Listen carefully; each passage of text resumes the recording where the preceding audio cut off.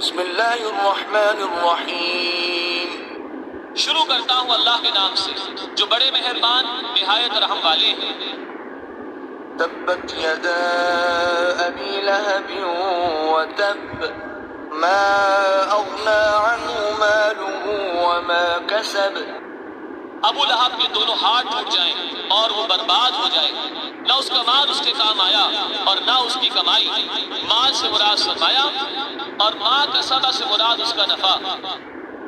سيصلى نارا ذات لهب وامرأته حمالة الحطب في جيدها حبل من مسد۔ اور آخرت میں وہ عنقریب مرنے کے متصل ایک شعلہ زن آگ میں داخل ہوگا، وہ بھی اور اس کی بیوی بھی جو لکڑیاں لاد کر لاتی ہے۔ مراد خاردار لکڑیاں ہیں جن کا شان نزول میں ذکر ہے، اور دوزخ میں پہنچ کر اس کے گلے میں ایک رسی ہوگی، اوب بٹی ہوئی۔